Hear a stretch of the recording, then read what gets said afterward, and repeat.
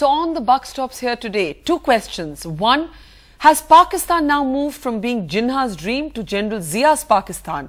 And two, the more sensitive and fundamental question, India's parliament is debating the state of minorities in Pakistan. Should India be taking a stand? And is this stand related to religion? That's the big question on the buck stops here this evening. Let's introduce our panel. We're joined tonight by one of Pakistan's best known and most outspoken human rights activists, Asma Jahangir. She's in fact joining us from Mumbai tonight. Also joining us tonight from Karachi, Deepak Parwani. He's a fashion designer in Pakistan, a minority voice himself. He will be sharing his own experiences, of course, later with us in the program. Joining us from Delhi tonight, Manishankar Iyer, a member of parliament and senior leader of the Congress party. Also joining us tonight, senior leader of the BJP, Chandan Mitra. And with us in the studio, somebody who was among the members of parliament who raised the issue of how Pakistan treats its minorities in parliament, BJD member of parliament and leader Bhartrihari Mehtab. Asma Jahangir, if I may start with you. Everybody knows that you have been a champion of human rights, and you see this less as an issue of Hindus, Muslims and Christians and more as an issue of the universal principles that human rights demands must be applied to all. But you're here in Mumbai. Are you surprised to see India's parliament debating the state of Pakistan's minorities? And do you feel that that is an acceptable position for New Delhi, for this to be a debate in New Delhi? Or do you feel essentially that it's none of India's business? Well, let me say that human rights is everybody's business. And I was not surprised, because we do discuss each other and we need any excuse to discuss each other. But let me say that in the question of religious minorities, I am not going to defend the indefensible. And I think that there has been persecution of religious minorities in Pakistan, though I must insist now that it is not the government that is persecuting them, but it is individuals and non-state actors, whereas in the past, during the Zia period, it was the government that did it. Now the situation in Pakistan is so poor in terms of lawlessness and in terms of people taking up the law into their own hands, that people are suffering, everybody is suffering. And there the minorities suffer even more than us. A large number of people have left the country, not particularly to India, but to other countries as well. And I know that, for example, we were in Balochistan and we were told 20% of the Hindus have left to other places, including for India.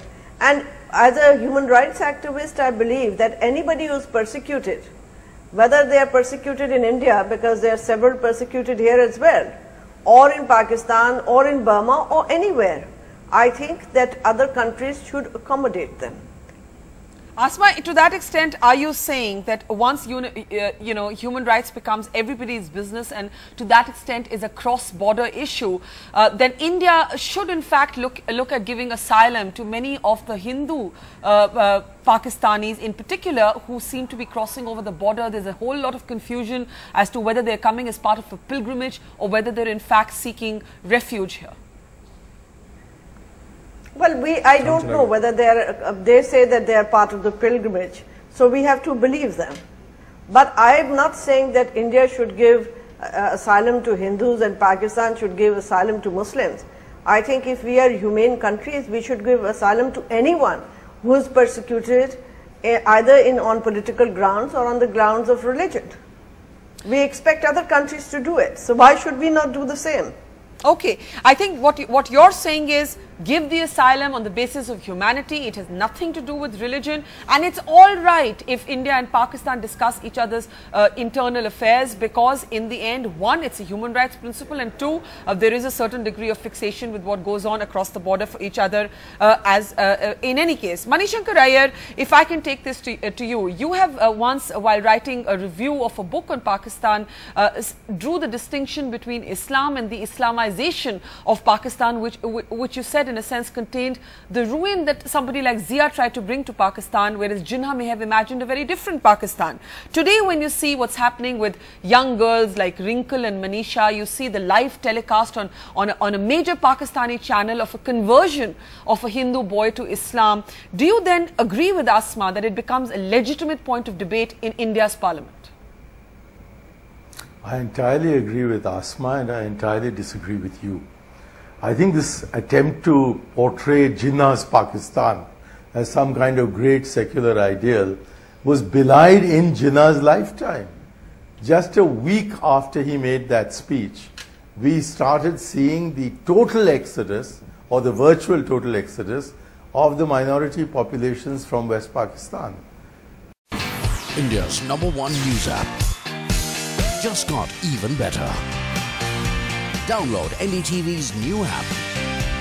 Fully optimized for Retina display. Full screen view. Faster response time. And Sudoku. NDTV's new iPad app. Download now.